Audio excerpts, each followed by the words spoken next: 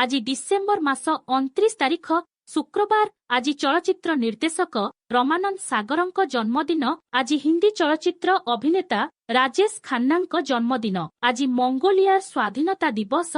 आज आयरलैंड संविधान दिवस। तेबे आसंतु आजिर दिन में किछि गुरुत्वपूर्ण खबर उपरे नजर पकेइबा। खबर नंबर 1 स्वास्थ्य सेवारे जोगदेले 2473 मेडिकल ऑफिसर एल कलिंग स्टाडियम रे नूतन डाक्तरंकु दिगदर्शन देले मुख्यमंत्री नवीन पट्टनायक। तेल खबर नंबर 2 रामलालांक प्राण प्रतिष्ठा पाई गर्भगृह रे केवल 5 जन उपस्थित रहिबे। एही यज्ञरे जजमान भावे प्रधानमंत्री नरेंद्र मोदी गर्भगृह रे उपस्थित रहिबे। खबर नंबर 3 आसंताकाली अपराह्न नूतन भावे निर्मित अयोध्या विमान बंदरर शुभोद्घाटन करिबे प्रधानमंत्री नरेंद्र मोदी। एहासह नूतन अमृत भारत ट्रेन एवं वंदे भारत ट्रेनर मध्य करिबे शुभारंभ। खबर नंबर 5 जानुआरी 1 तारिखरु राज्यर समस्त पीडीएस केन्द्र को बंद पाई धमक देला PDS dealer federation Odisha unit. राज्य रे थिबा समस्त पीडीएस डीलरंकर 30 मासर बकेया कोविड समयर बकेया प्रदान समेत विभिन्न दाबी नहीं हेबो एही आंदोलन। खबर नंबर 6 दूरदर्शनर पूर्वतन प्रोग्राम एक्जिक्यूटिव सचिदानंद महांतींक गतकाली अपराह्न 4टारे हेला परलोक। एल डभिची विमान रे तांक मृत शरीर को एससीबी मेडिकल कॉलेज को निया जाई करागला दान। खबर नंबर 7 जानुआरी 5 रु 15 गाँ गारे बुलिब जगन्नाथ रथ। पुरी को पठाजिब गारु संग्रह होइथिबा चाउल ओ गुआ। खबर नंबर 8 अयोध्या राम मंदिर प्राण प्रतिष्ठा पूर्वरु यूपी सरकारंक बड़ निष्पत्ति। 84 कोसी परिक्रमा मार्गरे हेला मद ब्यान।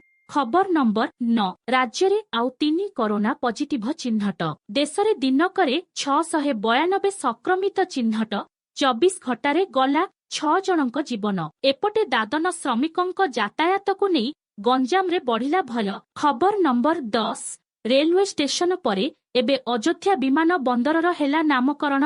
एल एणिकी महर्षि वाल्मीकि इंटरनेशनल एयरपोर्ट नामरे जानिबे लोके। खबर नंबर 11 मात्र 6 दिन भितरे सारा विश्व रे 500 कोटी टंका आय करी रेकर्ड कला प्रभासंक फिल्म सालार। खबर नंबर 12 ठंडा जोगु 17 दिन स्कूल बंद घोषणा कले नोएडा एवं गाजियाबंद प्रशासन। डिसेम्बर 29 तारिख शुक्रवार ठारू एही छुट्टी आरंभ होईछि। जानुआरी 14 तारिख पर्यंत समस्त स्कूल छुट्टी रहिबो। खबर नंबर 13 सुप्रीम कोर्ट कलेजियमरंक सुपारिश। जस्टिस विद्युत रंजन षडंगी हेबे झारखंड हाईकोर्टर मुख्य विचारपति। खबर नंबर 14 खूब शीघ्र गुजरात रे कारखाना करिबो टेस्ला। कारखाना स्थापन लागि टेस्ला गुजरात को चयन करिथिबा चर्चा हेउछि। आसंता जानुआरी रे हेबाकु थिबा भाइब्रांट गुजरात सम्मेलन रे ए संपर्क रे आनुष्ठानिक घोषणा हेबार संभावना रहिछि। खबर नंबर 15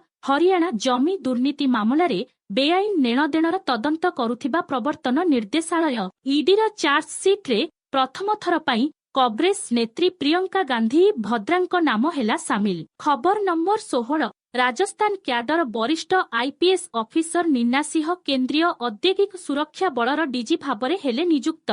सीआईएसएफ महानिर्देशक पदरे पहुंचिबारे प्रथम महिला अधिकारी हेले नीना सिंह। खबर नंबर 17 कूटनीति रे भारत को मिलिला बड़ सफलता। कतार रे भारतर 8 पूर्वतन नौसेना अधिकारी फांसी दंडादेश उपरे लागिला रोक। खबर नंबर 18 पुणी भांगिला दक्षिण आफ्रिका रे सीरीज जीतिबार स्वप्न। प्रथम टेस्ट रे इनिस एवं 32 रन रे हारिला भारत। सेंचुरियन टेस्ट रे संपूर्ण हाथ टेकी आत्मसमर्पण कला भारत।